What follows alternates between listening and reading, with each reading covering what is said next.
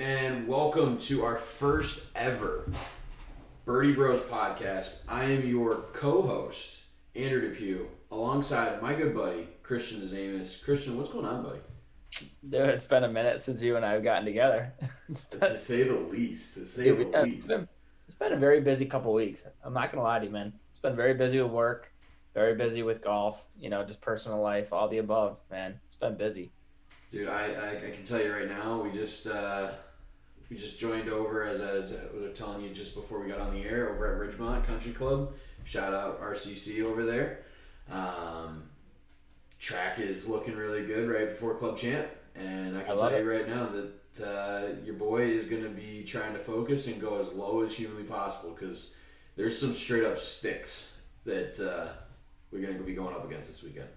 Yeah, I love it, dude. I will not be playing any golf this weekend. I will probably be drunk a lot this weekend as I'm going to Fort Lauderdale with Allison. So my better half, and I will. Yeah, we'll be having some fun down in Fort Lauderdale. So I will not be bringing the sticks, unfortunately, but we might be hitting up a Top Golf in Miami one of the nights. Ooh, You little never know. top golf action. I like it. I like it. All Never right. know. Well, So listen. we'll All see I how it plays out.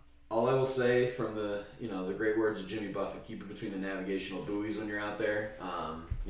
Don't get too wild, but yeah. So listen, I'll be honest. The went out there a couple weekends, got to meet, and here you go. I haven't even told you this. So again, new member, so I'm obviously pumped about it. But we got to play with a guy. He goes down every winter, and he's caddies at the Grove 23. Now, for all of our listeners, anyone that doesn't know, Grove 23 is Michael Jordan's like premier private club that only the elite of the elite get to go play at and be a member of. He goes down there and caddies all winter long. He is Michael Jordan's caddy once a week. Wow. He caddies for Ricky Fowler. He's caddied for Gary Player. And this guy has, in his own right, is like a +1.5 handicap. And he's not even the best one in the club. There's a guy that's a 3.5 plus. So to say that I got to play this weekend is an understatement. No, man, you'll play well. Honestly, I'm not even worried about it. Hey, man, first time getting on the new course. I mean, that would be a big statement if you were to come here and say you won the club camp. That'd be big. You I'm know, just saying. just saying. I will Um, say you have to. I mean, at Ridgemont though, at the course that you now are joining at, I will say from experience, you should probably be putting pretty well because those greens are pretty small. I won't lie to you. You got to hit some. so, couple of rounds I've played so far, it's more getting used to it. I've played horrifically score wise, like high 70s, which for you and me, as we know, it's not great, but.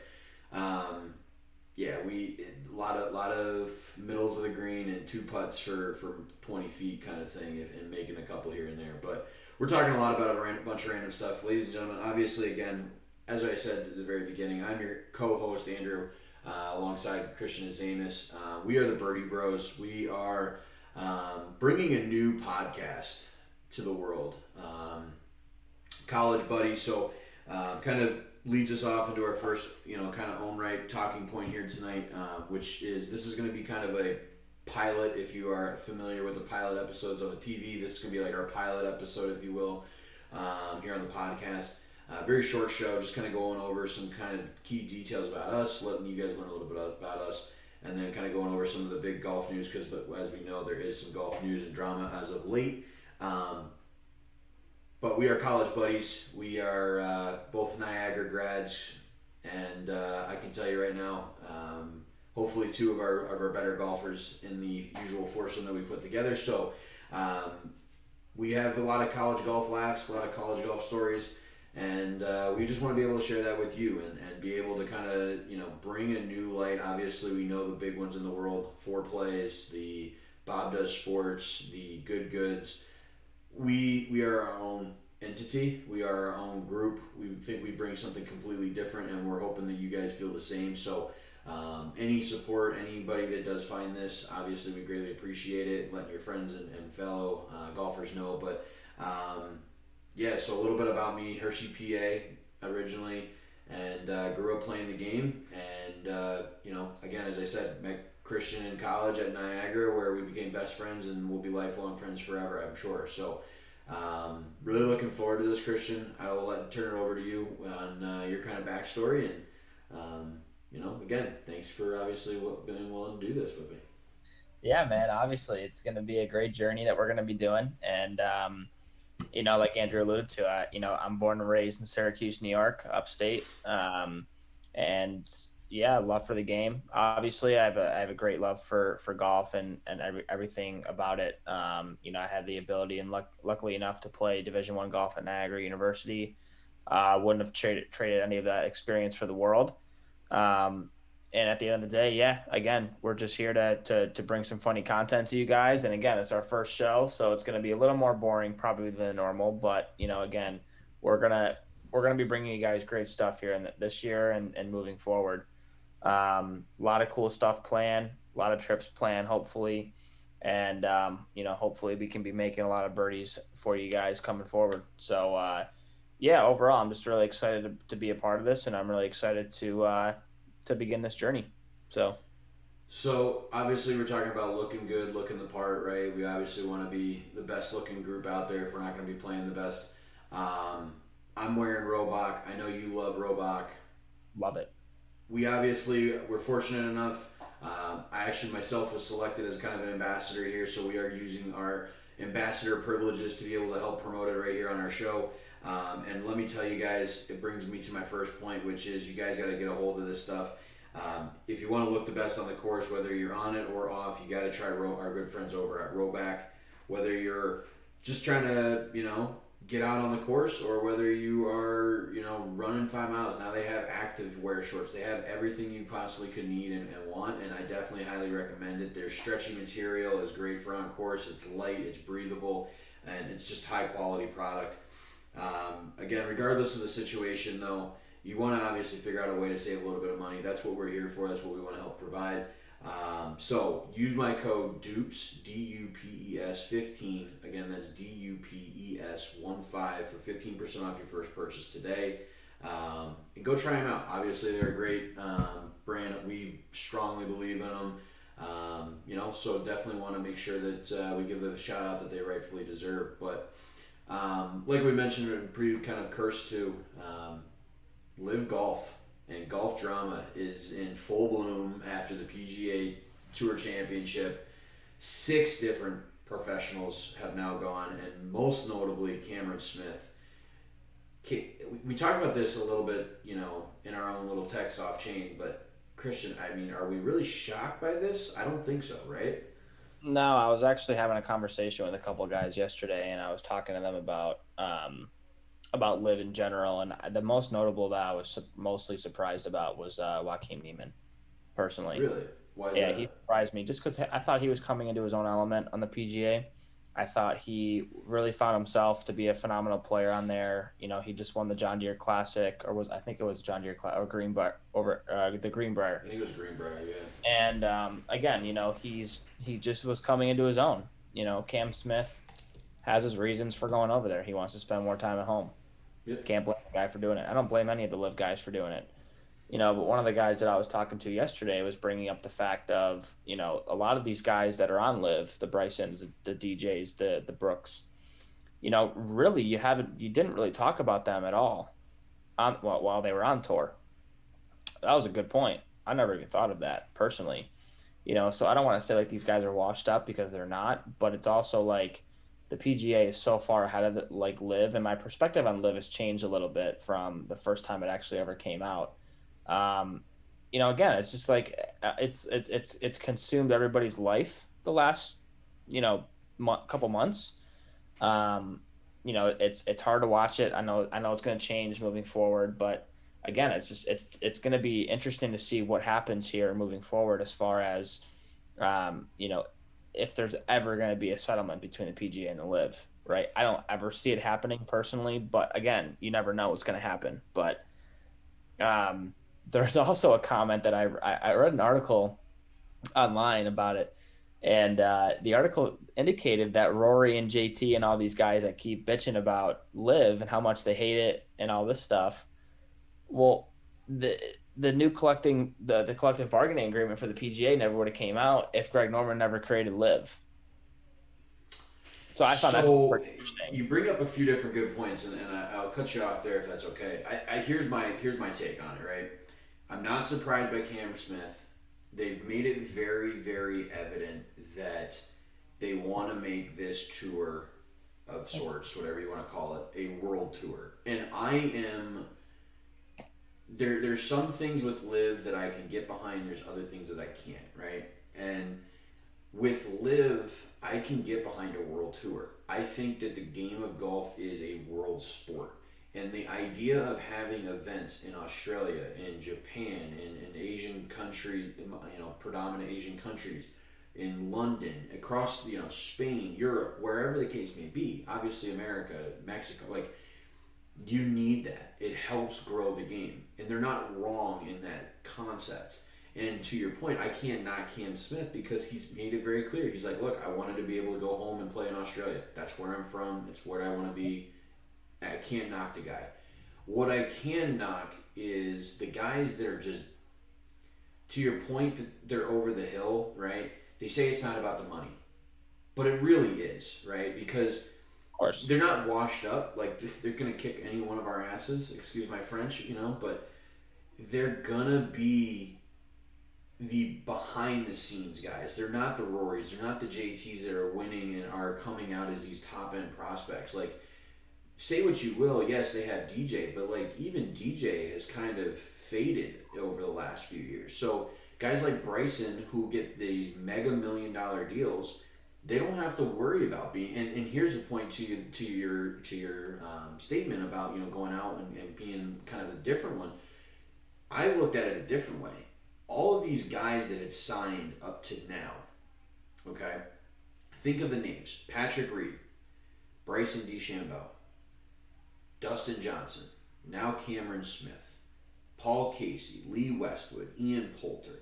All of these guys have one kind of major thing in common, in my opinion, and that's that they don't want to be the brand player, right? You had the Tiger Woods, and the notable statement about Tiger was he made so much money on tour, but he made 100 times more as a Tiger Woods, the brand. Bryson doesn't want that. Those guys don't want that. They want to be behind the scenes, the mellow, behind the scenes, not needing to post on social. They want to just be able to go out and play golf, and that's okay. But that's, whether they want to admit it or not, I think that's the real reason. Like, you can't argue that Bryson, with all of the negative media scrutiny he gets, couldn't agree with the fact that, hey, I don't have to be in front of the camera, and I just have to play golf, and I get paid even more money. Okay, like, that's not a bad trade-off. So, like, don't lie about it. Just accept it and be honest about what the reason was. And I think people would agree with Liv more than they wouldn't have, have this issue to begin with. Now, to your point about the collective bargaining agreement, I don't think it would have. I think PGA was staple with what they wanted and what they had going, and I think that Liv has created this change, which is also not bad because it allowed the players to be able to create the agreements that they want. Now there is no reasoning as to why they should leave other than they just don't want to play on the PGA Tour. And you know what? If they still don't want to play on the PGA Tour, which is still the premier golf option, I don't care what anyone says, it is the number one golf spot in the entire world, then you do not care about legacy. And all the guys that are sticking around, they care about legacy. That Willie Zalatoris, Justin Thomas, Rory McIlroy, Tiger Woods.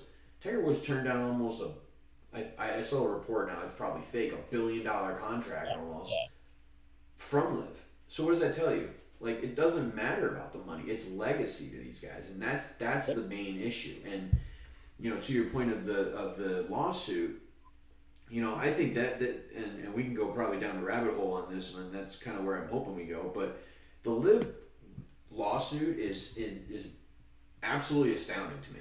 Okay, they argued so long from the very get-go that, hey, we are paying these guys X amount of money, it's their salary, and then they get winnings.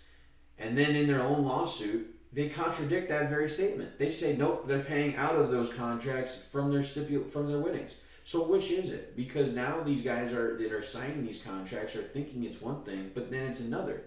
And truthfully, maybe they screwed the pooch on it, and that's my take. Like you messed this up. Like the guys like Taylor Gooch, he's going to be gone if some other big names come up. Like Oh yeah, 100%. and I feel bad for these guys. Like I saw, I think it was Danny Rappaport or one of the golf writers tweeted about the fact that like what happens to all these guys that get kicked off the tour when these new six guys come, because now they're exiled. Now they don't have anything. So like in my mind, the PGA Tour needs to kind of go one of the kind of 180 with it and say, you know what, we'll take you back. You got to go through the Q school again, or you got to go through Corn Ferry again, but we'll take you back. Prove that you Right. want to be here. So I think that there's a lot of more to come. It's going to be very interesting, to say the least. Very, very, very interesting. No, yeah, no, I agree. I mean, I don't know what's going to happen here moving forward. I mean, it was you know, I mean, just look at Bubba's comment today. Bubba basically said today, he goes, if I don't, as a past champion, if the Masters doesn't want me back, then I don't want to be a part of it. Like, that's just like that was kind of surprising to me as well. I'm curious to see, specifically speaking, what the majors unfold next year. Cam Smith, specifically speaking, he's now exempt for the Open. He can now play in all the majors for the next 5 years. If he's fine with that, roll the dice and see if Liv and the PGA can finally make an agreement between each other. I don't blame him one bit. I don't blame any guy for going to Live personally. So I don't blame any of them. They you did it for the bring money. you bring up two very good points, right? And one of them is Bubba. Bubba, in my opinion, I agree with you 100%. Bubba's statement was a little bit crazy because he was the one guy that I thought, to my point earlier, he doesn't want to be the limelight guy. He's very much okay with being behind the scenes. But he cared so much about the Masters victory that I thought, like, okay, it's a little weird, but he's kind of fading in his career anyway. Maybe he only has a couple years. He's signing his retirement contract, if you will. Yep. And that's okay. I don't think that the majors want to be that statement ground for the for the PGA Tour or one way or the other. So I think they're gonna let status quo be status quo. Like if you were in because you won, like you're in. But then what about all the guys from the official World Golf Rankings? Like those rankings are gonna dramatically change, and those guys that haven't won, see ya, you're not gonna be in it. So now it opens up the door. Guys like Ricky Fowler, maybe he creeps back into the majors, and Yeah. we know what he can do in a major, right? So 100%. it's wild, and it's something that I think will be interesting to continue to follow. And obviously, here's the big thing. Obviously, if you're listening to this on podcast form, be sure to follow us on all socials so that you can stay up to date with that. We do try to tweet out all of the information or any news breaks that we see as best as we can. Obviously, it's just the two of us here. We are what we are. This is it. There's no other guy behind the camera. It's just us. So if you guys see anything, tag us in it, post us about it, let us know. We will be happy to look into it and send it out too if it looks like it's legit. But also, if you are following us on YouTube, again, same kind of thing. Follow us on socials as well as our podcast form. That being said, obviously, we talked about guys that were like Cam Smith who can flat out roll the rock and can flat out putt. Which brings me to my other and my last kind of shout out that I do need to make here tonight, which is our good friends over at Perfect Practice. We can't talk about practicing or rolling the rock without talking about our good friends over there. They are our official putting training aid and our official good friends that help us out here with giving out an ambassador code and a discount code so you guys can be able to work on your putting strokes even during the upcoming winter months for anybody in the Northeast, which we are. If you're looking to get better at putting, you need to get a hold of one of these right now. They work for all people of all skill sets, all the way from the best in the world, like Dustin Johnson, like Cameron Smith. So many different guys use these on tour, down to guys like you and me. I know that we make the jokes all the time. My putting stroke is the one thing that would probably hold me back from playing at the next level. Truly, I can tell you after the last couple of rounds, it probably is. Anyway, if you are looking to get a hold of your very own practice mat, we have our own sitting. I have mine 2 feet away from me. But if you're looking to get a hold of yours, use our code BIRDIE15. Again, that's BIRDIE15 for 15% off your purchase today, and that's on all products in their shop. So definitely check them out. Definitely good friends over there. So want to make sure that we give them the shout out they deserve.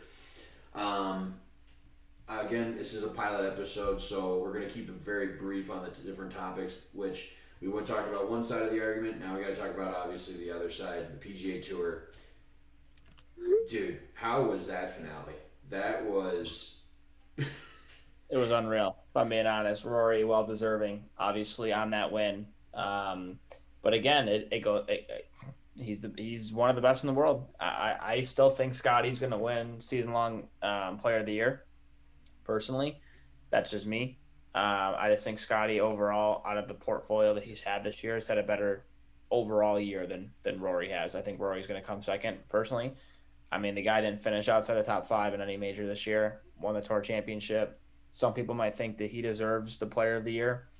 I'm going to go back and just say again, like I think it's Scotty. I think Scotty's been the most consistent player all season, and obviously he's world number one for a reason. But yeah, no, I mean, it was a hell of a finale. Again, it was awesome. I'm. It kind of sucks that Scotty played his worst round of golf on Sunday. Um, but again, Scotty's just a class act.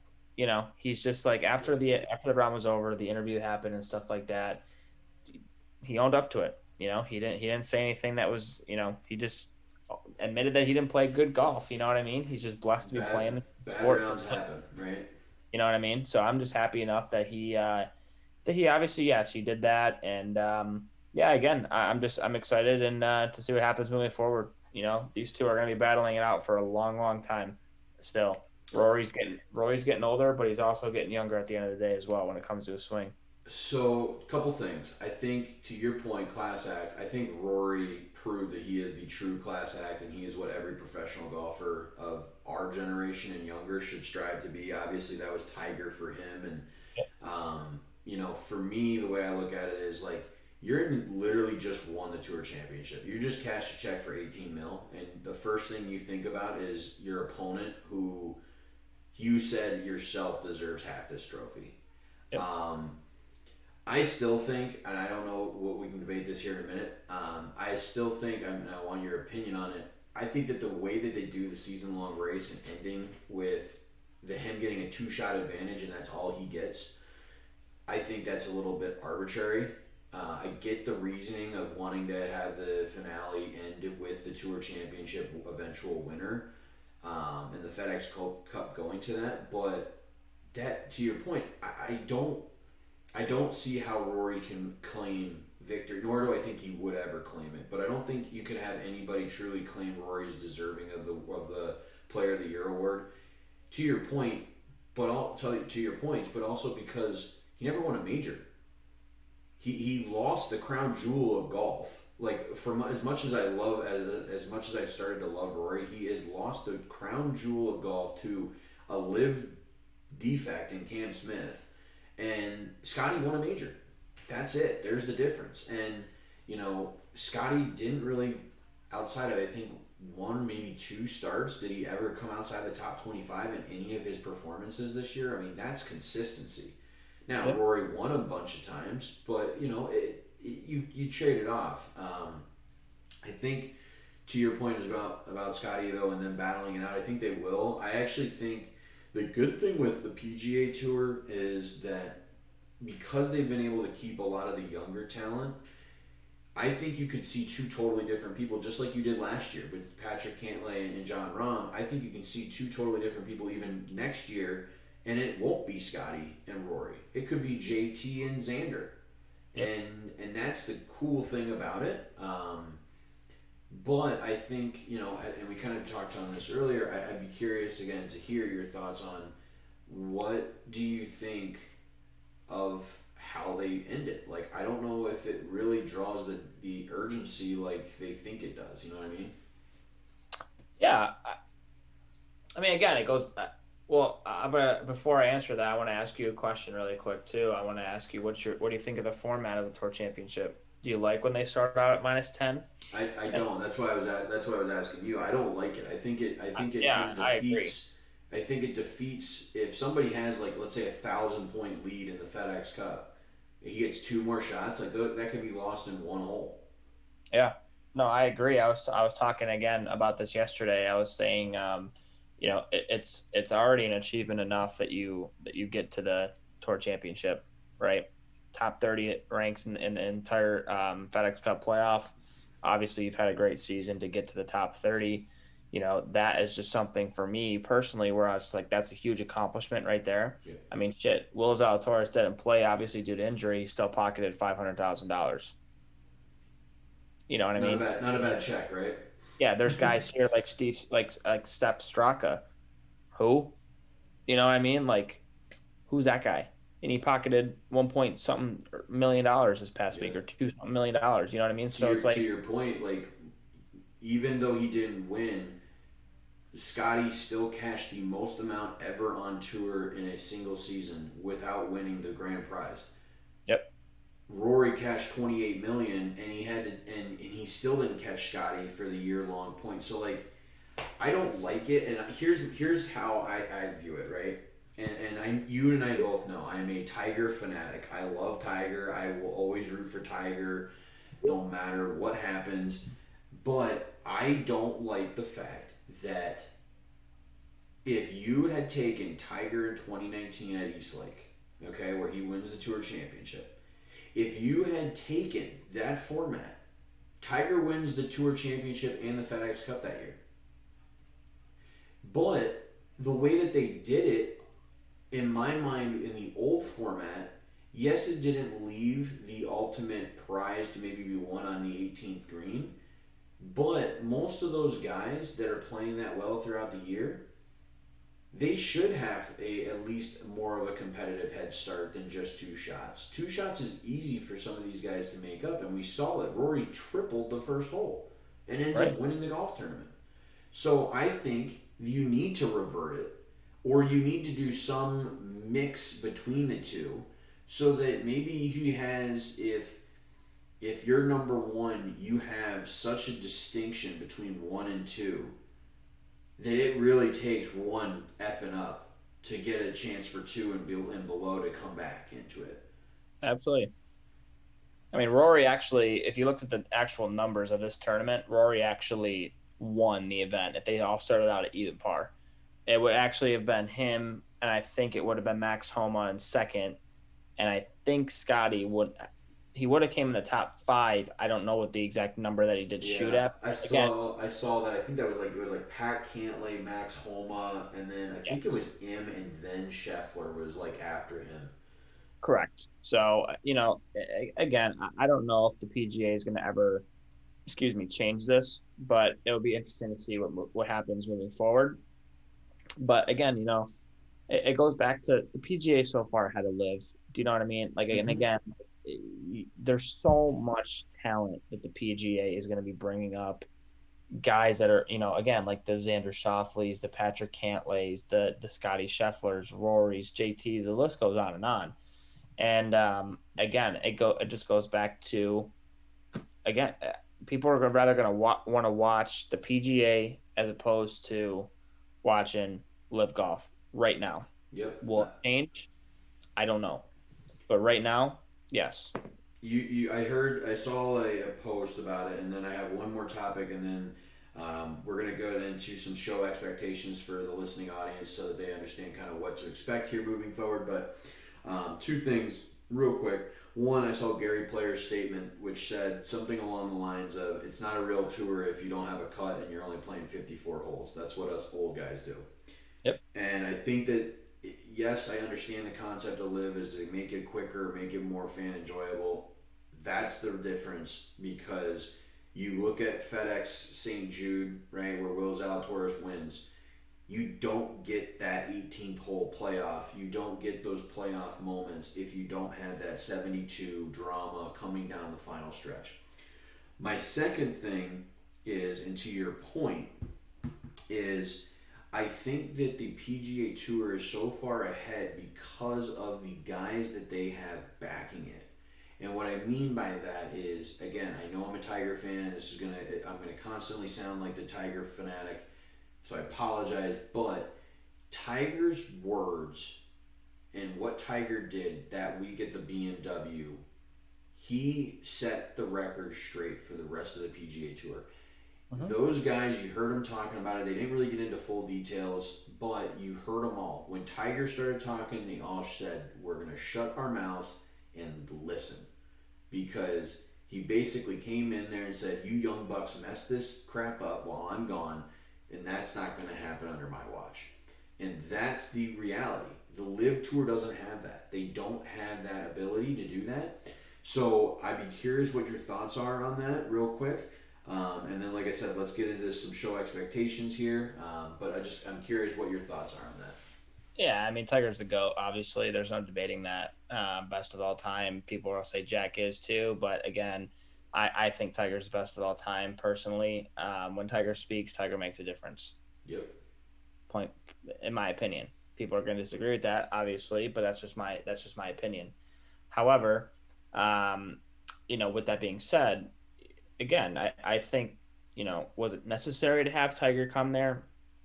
Maybe, maybe not. You know what I mean? I don't know. It's I kind of do. I think it allowed them to realize, like, wow, here's the significance of him flying from Jupiter to make it up to our event just so that he can be able to speak. I think it had a way more major effect than we'll ever know. And I think, yeah. again, we're just lonely peasants here talking Yep. about golf, but um, I think it did. Now, again, let's kind of close things up here. Kind of go through some things here. So more meticulous stuff. So again, people, obviously this is our very first show. If you're listening to it, whether it's on YouTube or on our podcast channels, please by all means do me us a favor. Give us a good rating over there if you guys are enjoying the content. If you're on YouTube, hit that like button, ring the bell, stay up to date. If you're on the podcast channels, hit the subscribe button so that way you stay up to date when anytime we post a new show.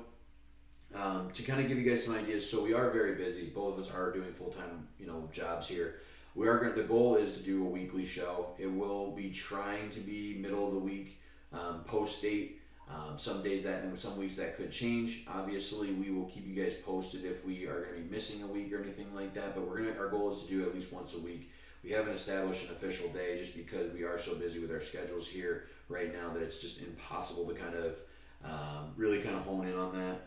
What we want to talk about, and Christian, obviously you can join in on this, but our goal right now with this is to bring you guys content, bring you guys the ability to hear what's going on in the world with also two goofy guys that like talking about golf, that are college buddies, and let's face it, shoot the shit. The biggest thing that I would ask for you guys, and Christian, if you have anything else you want to add, obviously would love to have it. But one of the big things I think is going to be making this really impactful is hearing from you guys, the listening audience. So if you have questions, if you have ideas, if you have anything at all that you think that you'd like to hear and get feedback from on us, obviously we may not be able to always answer every single question or get to every single question, but if you guys do, send us a note on our DMs, put it in the comment bar down in YouTube there, so that way we can be able to read it and bring it up in the next show, hopefully.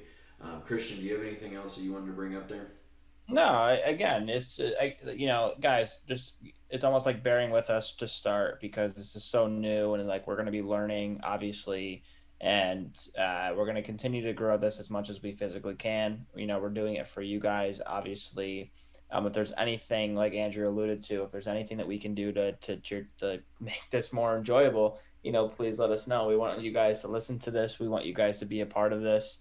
Um, and again, we're gonna be doing a lot of cool stuff this year. If you guys want to listen to this on your way into work, on your way home from work, or if you guys listen to it before you go to bed, or whenever you guys listen to it, again, we just want this to be the best experience for you guys as well. So Awesome. Well, listen, we're going to be wrapping it up here. So I will say again, thank you guys all for tuning in. We greatly do appreciate it. This is the Birdie Bros podcast. I'm your co-host Andrew, signing off for the first time. And Christian, you have a good day, buddy. yes, you as well, brother.